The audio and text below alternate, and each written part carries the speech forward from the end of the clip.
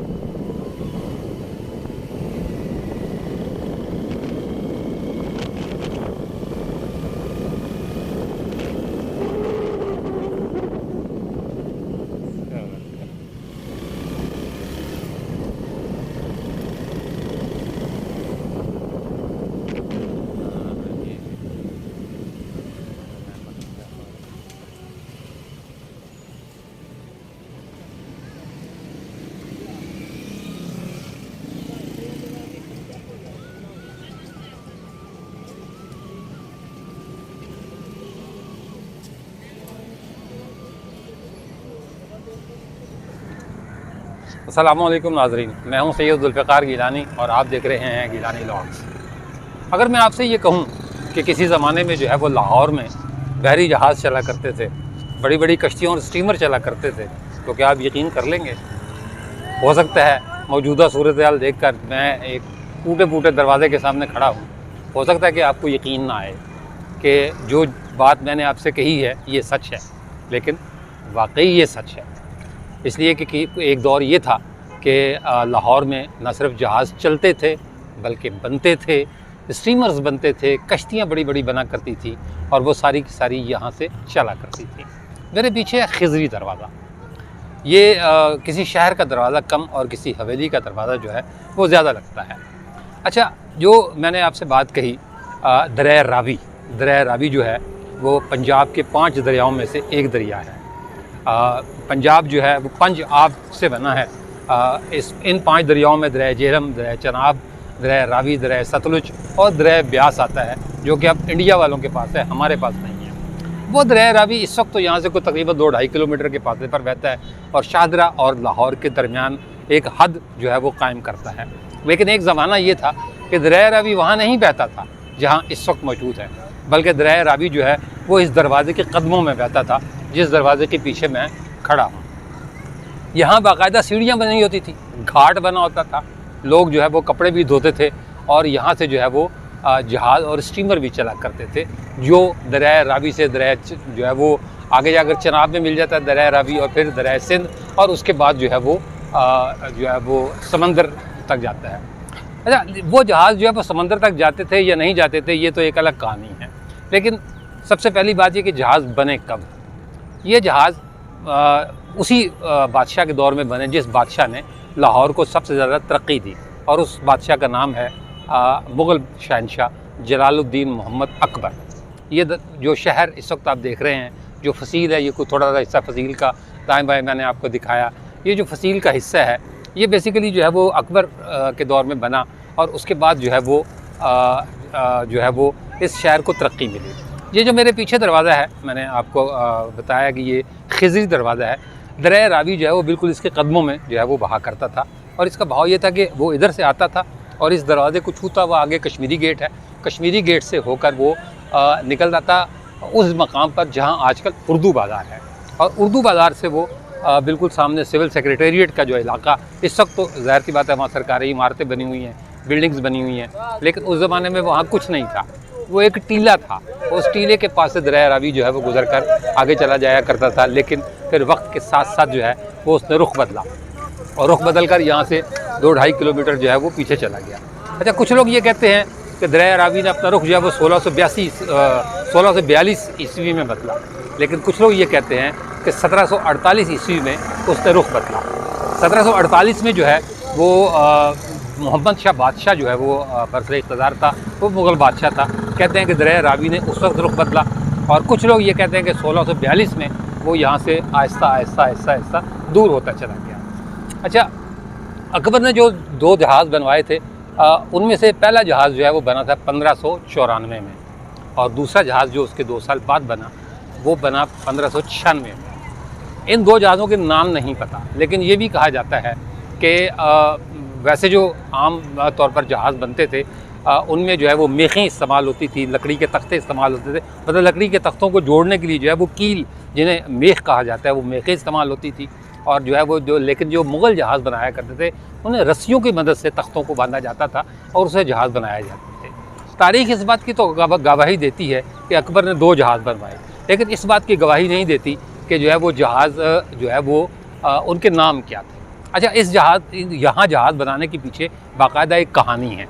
वो कहानी ये है कि उस ज़माने में पुर्तगीज़ यानी पुर्तगाल के रहने वाले जो है, जिन्हें वलंदीज़ी भी आप कहा जाता है, वो समंदरों पर जो है वो काबिज़ थे। एक इलाका गुजरात, इंडिया का एक इलाका गुजरात जो है वो उस पर काबिज़ थे और जो है वो जहाज़ रानी जो है वो बेसिकली उनका आबाई पेशा कह लें या पुश्तैनी जो है ना, वो एक जहाज़ रानी जो है वो उनका काम था। लेकिन मुग़लों के लिए जहाज़ नए थे, लेकिन जब जो है वो सिंध फतह किया अकबर ने तो उसके बाद वहाँ एक बंदरगाह थी लाहरी, ठट्टा और लाहरी, लहड़ी भी कहा जाता है उसे और लाहरी भी कहा जाता है।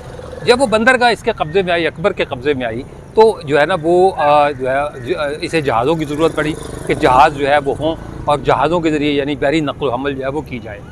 अच्छा, लेकिन मसला ये था कि लाहरी के क़ुर्ब जवार में जंगल नहीं थे और जहाज़ बनाने के लिए लकड़ी की ज़रूरत थी, लिहाजा फ़ैसला ये हुआ कि वो जहाज़ लाहौर में बनाए जाएँ और लाहौर से दरिया रावी, चनाब और उसके बाद सिंध के रास्ते लाहरी और ठट्टा जो है वो पहुँचाया जाए, क्योंकि ठट्टा और लाहरी की जो 2 बंदरगाहें थी ये दरिया सिंध को बहरा अरब से मिलाया करती थी। लिहाजा ये 2 जहाज़ जो है वो अकबर बादशाह के ज़माने में बनाए गए और यहाँ से बाकायदा चलाए गए। इसके अलावा भी मुग़ल जो है वो तिजारत करते थे। जो 2 जहाज़ बनाए गए उनमें कहा जाता है कि हिमालय से जो है वो लकड़ी लाई गई, वो लकड़ी जो है वो यहाँ उनको तराशा गया। जो तरखान थे उस ज़माने के या जो कारपेंटर जिनको हम आज कहते हैं, उन्होंने उसे बनाया, कारीगर थे, उन्होंने बाकायदा उसे तराशा और जहाज़ों की शक्ल दी और उसके बाद वो जहाज़ जो है वो यहाँ से रवाना किए गए। जो 1594 में जो जहाज़ बना उस वक्त जो है वो दरिया रावी में पानी बहुत ज़्यादा था, उसे तो यहाँ से ले जाने में किसी मुश्किल का सामना नहीं करना पड़ा। लेकिन जो दूसरा जहाज़ बना 1596 में जो जहाज़ बना उसे कहा जाता है कि बजरे पर बनाया गया था।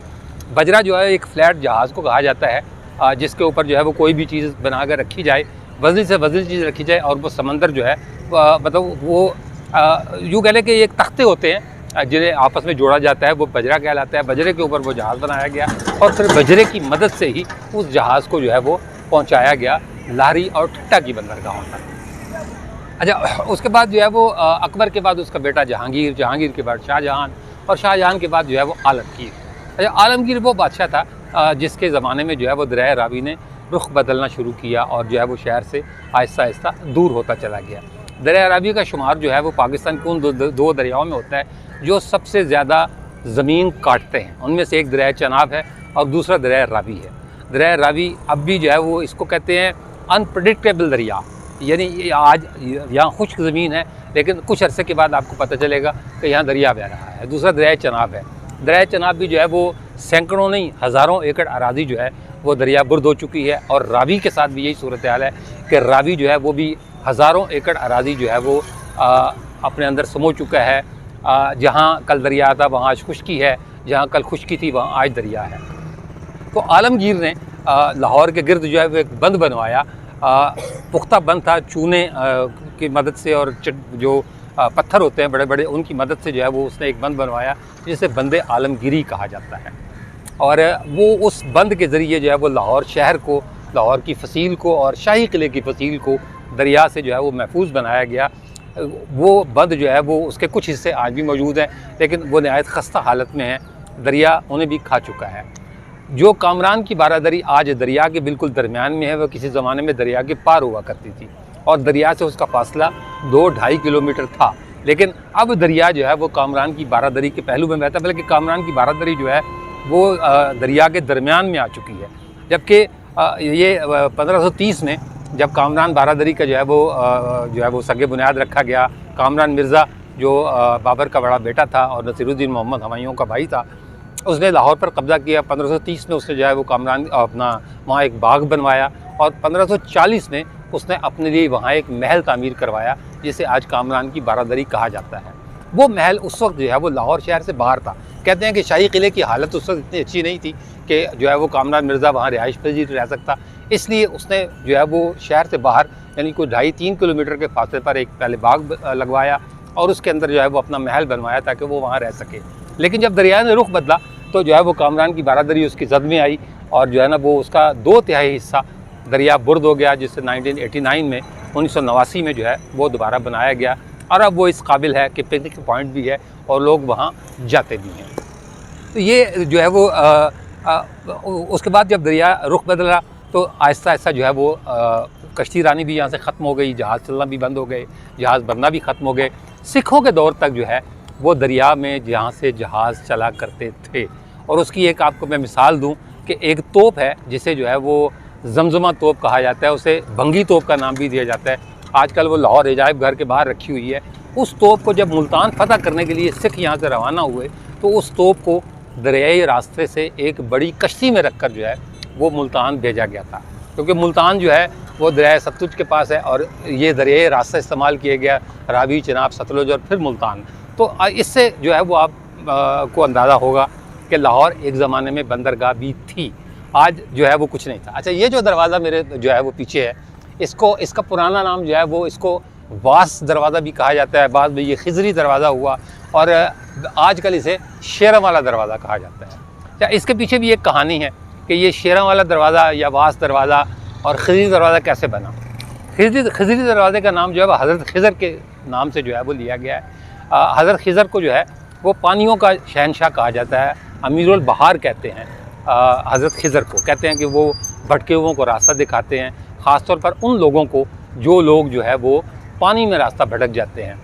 हज़रत खिज़र का तज़किरा जो है वो हज़रत मूसा के साथ भी कई वाक़यात में मौजूद है और कई पैगम्बरान अज़्ज़ाम के साथ जो है वो हज़रत खिज़र को जोड़ा जाता है। कहा जाता है कि हज़रत खिज़र वो हस्ती हैं जिन्होंने आब हयात पिया और हमेशा तक के लिए ज़िंदा रह गए, लेकिन ये सिर्फ रिवायतें और हिकायतें हैं।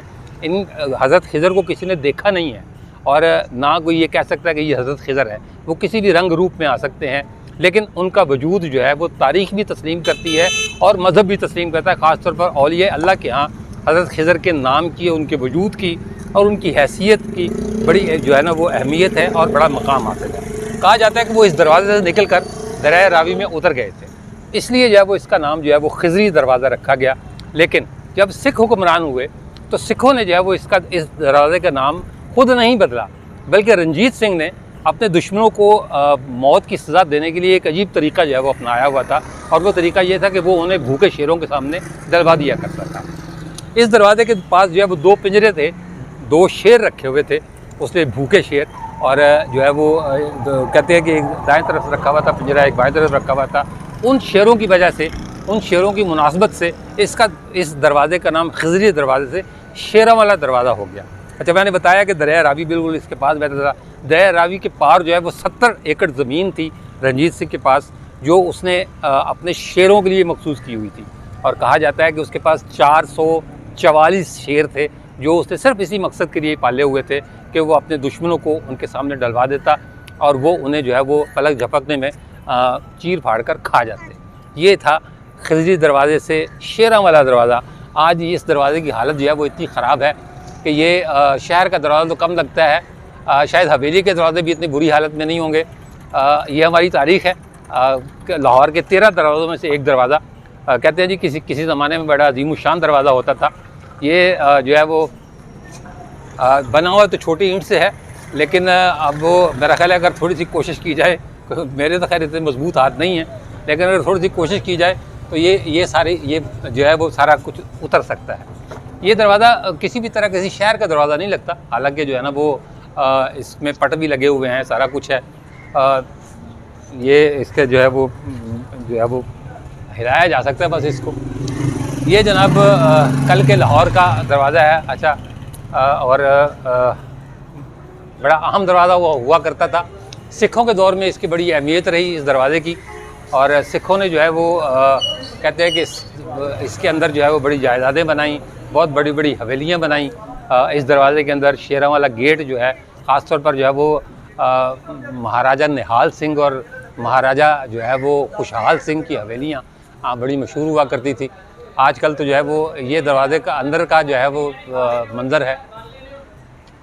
ये अंदर से भी आप दरवाज़ा देख लीजिए, ये किसी तरह भी किसी शहर का दरवाज़ा नहीं लगता, ऐसा लगता है कि हवेली जो है वो दरवाज़ा है। इसके बिल्कुल साथ जो है वो गवर्नमेंट इस्लामिया हाई स्कूल शेरा वाला गेट लाहौर है। 1889 में जो है वो इस स्कूल को कायम किया गया था। बहुत पुराना जो है वो ये स्कूल है, और इसकी अपनी एक अहमियत है। ये जनाब, अच्छा, ये जो चढ़ाई आपको नज़र आ रही है, ये इसीलिए जो है वो नज़र आ रही है। और किसी गेट में 2 दरवाजे ऐसे हैं जहाँ जिनमें आपको चढ़ाई नज़र आएगी, एक जो है कश्मीरी गेट और दूसरा ये शेरा वाला गेट है। और ये जो है वो चढ़ाई इसीलिए है कि नीचे घाट था, दरिया का घाट था, और ये जो है वो नीचे को जो है वो आया करता था। इसका जो एक इलाका बहुत मशहूर रहा, उसे कहते हैं चूना मंडी का इलाका। चूना मंडी जो है वो यहाँ का मशहूर इलाका था। ये साथ जो है वो एक बहुत अच्छा बड़ा दारुल उलूम है। उसकी कहानी भी आपको सुनाते हैं कि ये दारुल उलूम जो है वो कैसे कायम हुआ। लाहौर में 2 बहरी जहाज़ों की तामीर 1594 और 1596 में हुई। मुग़ल हिंदुस्तान में तैयार होने वाले जहाज़ों में लोहे और मीखें इस्तेमाल नहीं करते थे, बल्कि तख्तों को रस्सों से बांधा जाता था। पहले जहाज़ की लंबाई 35 गज़े इलाही। अच्छा, अकबर ने जो है वो दीन इलाही मुतारफ़ कराया था। साथ उसने जो है वो औज़ान के और पैमाइश के जो बाट थे वो भी बदलवा दिए थे। गज़ को गज़ इलाही कहा जाता था। आम गज़ तो 3 गज़ का होता है, लेकिन ये को 2.65 फुट का जो है वो गज़ था, इसको गज़ इलाही कहा जाता था। तो पहले जो जहाज़ था उसकी जो लंबाई थी वो 35 गज़ इलाही यानी 93 फुट के लगभग, और दूसरे की 37 गज़ इलाही यानी 99 फुट के लगभग थी। पहले जहाज़ को ठट्ठा ले जाने में दरिया में कमी के बायस खासी मुश्किल हुई, लेकिन दूसरा जहाज़ जो है बजरे पर तामीर किया गया, जिसे अंग्रेज़ बहरी जहाज़ का ऊँट कहा करते थे। अच्छा, बदकिस्मती से जहाज़ों के नाम तो नहीं मिल सके कि उनके बाद की तारीख की खोज लगाई जा सकती। न जाने ये लाहौर से ठट्ठा की दूरी के बायस था, या अकबर के 1598 में दक्कन की मुहिम के लिए लाहौर छोड़ने की वजह से कि जहाज़ साजी का ये तजर्बा जारी न रहा। तब ठट्ठा और लाहरी बंदर सिंध, मुल्तान और पंजाब को हरमज़, बशर और बसरा से जोड़ते और मगरबी हिंदुस्तान का फ़ारस से तिजारती राब्ता बनाते थे।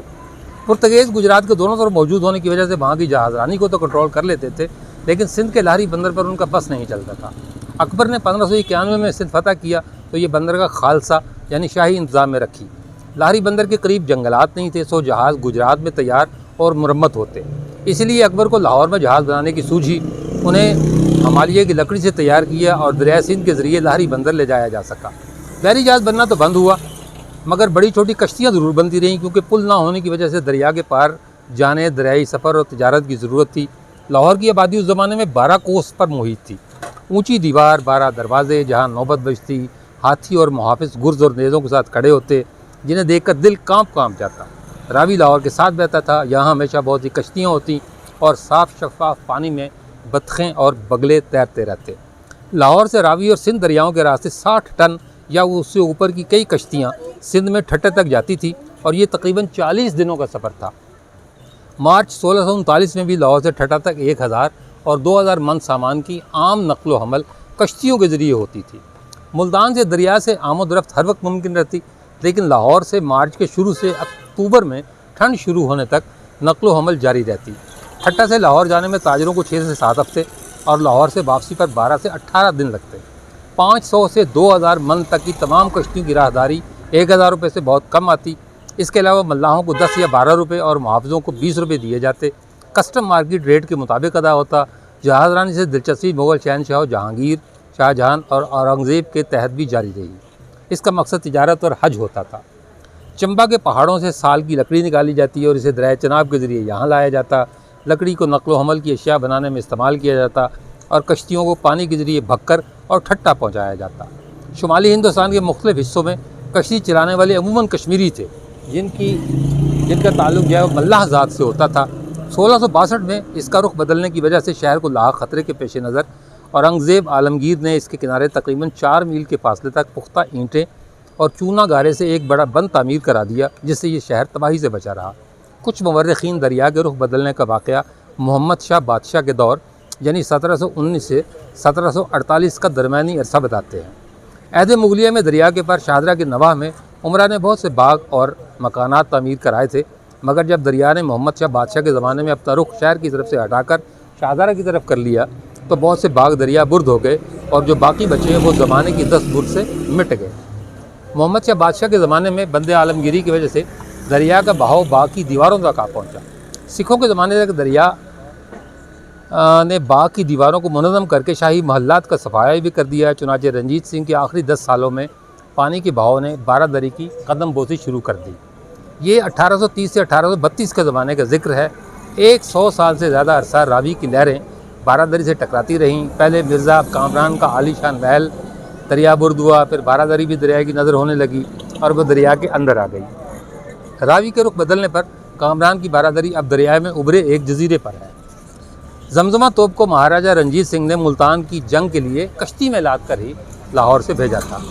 एक बार जब दरिया मुकम्मल तौर पर फसील वाले शहर से दूर हो गया तो फेरी पोर्ट यानी कश्तियों की जो बंदरगाह थी उसे दरिया के किनारे मशरकी किनारे के बिल्कुल मगरिब में जो है वो ले जाया गया। ये वो मकाम है जहाँ शेखुपुरे से बेगम कोट की सड़क दरिया के किनारे को छूती हुई गुजरती है।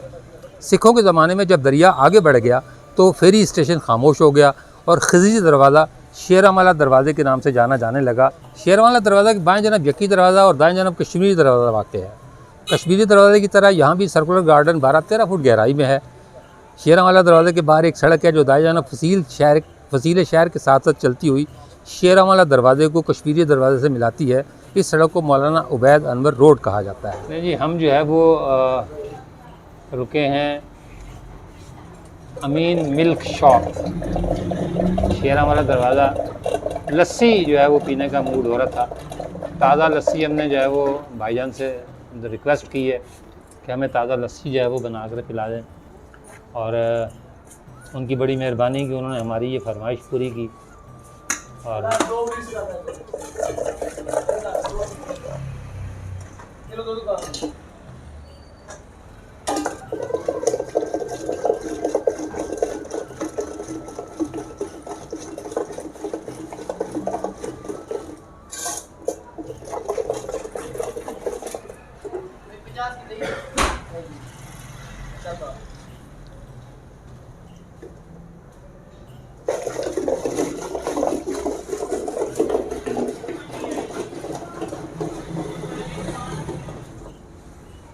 अंदरून लाहौर की लस्सी बहुत मशहूर है जी।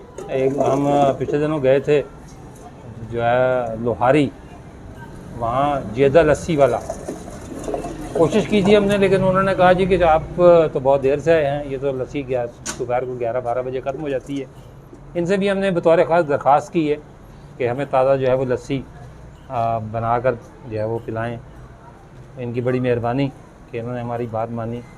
सरकार बालाई भी डालनी है थोड़ी सी अपने,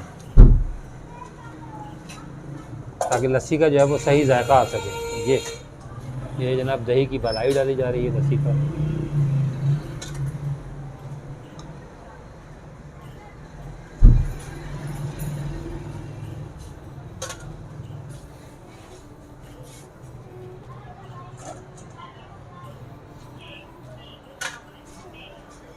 नहीं तारिक साहब उठाएं लस्सी। ये शेरावाला दरवाज़े के अंदरूनी आबादी को अकबर के अहद में गदर इसहाक़ के नाम से याद किया जाता था, जो एक तरफ रड़ा गदर से और दूसरी तरफ गदर जज्जा दीवानी के साथ मुत्तसिल है। शेरावाला दरवाज़े के अंदर आबादी कई कटरियों में आबाद है, जिसमें कटरी खैरदीन, कटरी बाबू मुमताज़, कटरी हरीदास, कटरी सुधीर ज़्यादा अहम है। दीगर मोहल्लों में नमा मोहल्ला, खिजरी मोहल्ला, हवेली शाह जमान और कूचा कुंज लाल ज़्यादा अहमियत के हामिल हैं। रंजीत सिंह के वज़ीर-ए-आज़म फ़कीर ख़ानदान के बानी फ़कीर अब्दुर्रहीम, उनकी वालिद और वालदा का क़याम जो है वो इसी शेरावाली दरवाज़े के अंदर था। अदाकार सुधीर की हवेली भी शेरावाला गेट के मरसी बाज़ार में वाक़ थी, जिसे बाद गिरा दिया गया था। शेरावाला दरवाज़े की मस्जिद खुद्दामुद्दीन भी तारीख़ी अहमियत की हामिल है। मेरे पीछे जो है वो मस्जिद खुद्दामुद्दीन है। कहते हैं 1912, इसकी कहानी बड़ी अजीब सी है। 1912 में पंजाब के 7वें अंग्रेज़ गवर्नर लॉर्ड माउंटगोमरी थे।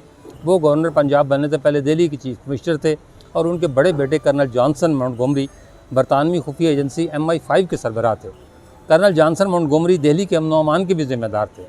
उस दौर में दिल्ली की जामे मस्जिद फतेहपुरी जंग आज़ादी के नाम और उलमा शेखुद्दीन, मौलाना महमूद हसन, हकीम अजमल ख़ान, डॉक्टर अहमद हसन और मौलाना अबैदुल्ला सिंधी का मरकज़ थी।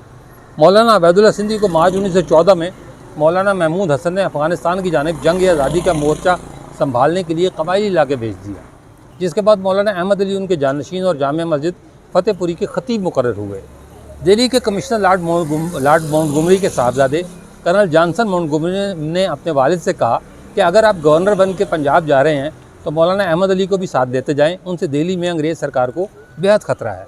चुनांचे अंग्रेज़ों ने मौलाना अहमद अली को 14 जुलाई 1914 में हथकड़ियाँ लगाकर दिल्ली से लाहौर के थाना नौलखा मुंतकिल कर दिया।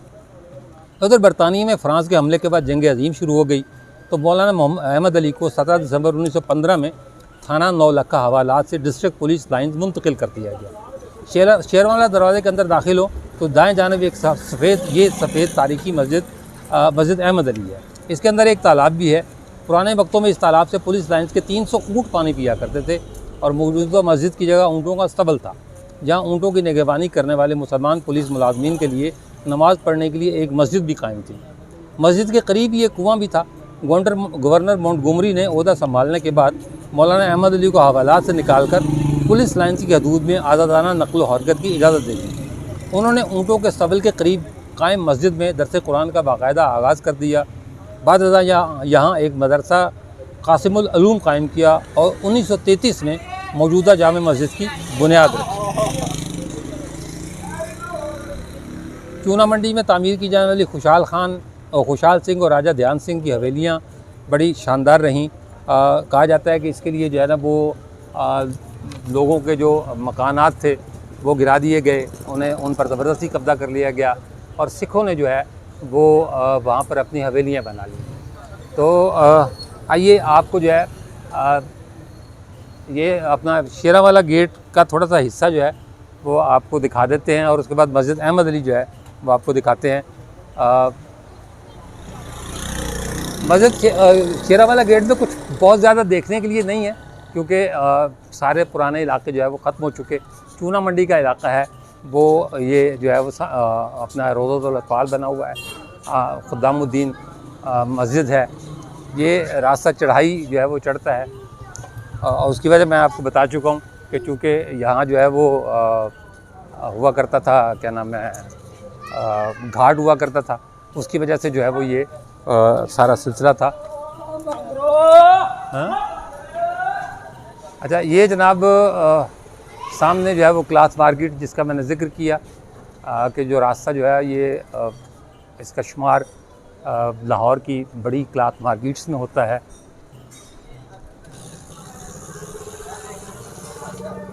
ये आपको दिखाते हैं, मैंने कहा ना कि कुछ बहुत ज़्यादा नहीं है शेरावाला गेट में दिखाने के लिए, सिवाय इसके कि ये एक ज़माने में लाहौर की बंदरगाह हुआ करती थी। ये जी क्लाथ मार्केट, इसके ऊपर भी जो है वो 2 शेर बने हुए हैं। आप देख सकते हैं इसका शुमार जो है वो बड़ी कपड़े की बड़ी मार्केटों में होता है। शेरावाला गेट, ये रास्ता भी ज़रा दिखा दीजिएगा जी यूट्यूब के लिए। ये जनाब शेरावाला गेट का इलाका। और आइए अब आपको मस्जिद खुद्दामुद्दीन जो है वो दिखाते हैं जिसका ज़िक्र मैंने पहले किया और जिसका जो है वो मौलाना अहमद अली लाहौरी ने संगे बुनियाद रखा।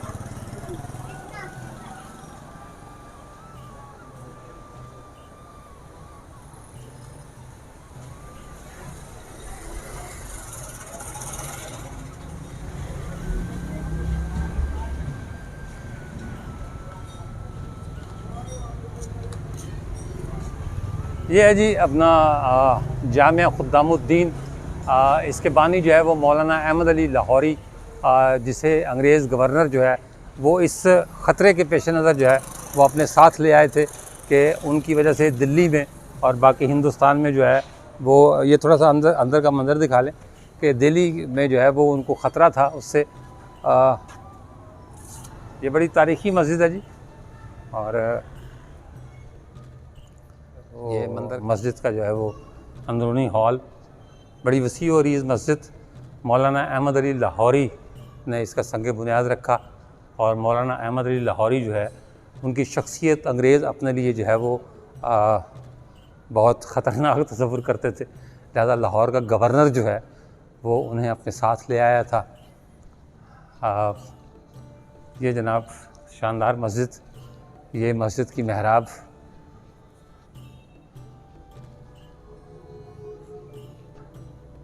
ले जी शेरावाला गेट में अगर कुछ ज़्यादा होता दिखाने के लिए तो हम आपको ज़रूर दिखाते, लेकिन चलते चलते ये जो जामे मस्जिद अहमद अली लाहौरी है इसके बारे में एक तारीख़ी हकीकत जो है वो आपको बता देते हैं कि जब इसका संग बुनियाद रखा गया तो इसकी पहली 19 ईंटें जो है वो मौलाना अहमद अली लाहौरी ने अपने दस्ते मुबारक से जो है वो लगाईं, जबकि 20वीं ईंट जो है वो अल्लामा इकबाल ने अपने हाथ से इसकी बुनियाद में रखी। यानी इस मस्जिद की तामीर में हकीमुल उम्मत और जो है वो मौलाना अहमद अली लाहौरी दोनों का जो है वो हाथ है। ये मस्जिद एक अरसा दराज तक जो है वो तहरीक आज़ादी का गढ़ भी रही और जो है वो तहरीक आज़ादी के साथ साथ बहुत सारी मुसलमान जो तहरीकें थी उनको चलाने में इस मस्जिद ने बड़ा अहम किरदार अदा किया। लिहाजा शेरावाला गेट जो है या खिज़री दरवाज़ा अगर लाहौर की बंदरगाह के हवाले से अहम है या जो है वो दरिया के हवाले से इम्पॉर्टेंट है या रंजीत सिंह के शेरों के हवाले से अहमियत रखता है, तो उसकी एक अहमियत ये भी है कि यहाँ से पाकिस्तान के क़याम के लिए जो तहरीकें शुरू हुईं उनमें से बहुत सारी तहरीकों ने इस मस्जिद से जन्म लिया, जिसका संग बुनियाद मौलाना अहमद अली लाहौरी और अल्लामा इकबाल ने मुश्तरका तौर पर रखा। कितनी अजीब बात है कि 19 ईंटें जो है वो मौलाना अहमद अली ने लगाईं और 20वीं ईंट जो है वो अल्लामा इकबाल ने अपने दस्ते मुबारक से जो है वो इसके संग बुनियाद के लिए रखी। आज का व्लॉग इतना ही, इसके साथ ही हमें इजाज़त दीजिए। अगले व्लॉग में कहीं और किसी जगह और किसी तारीख़ की किसी और कहानी के साथ मुलाकात होगी। तब तक के लिए इजाज़त दीजिए। अल्लाह हाफ़िज़।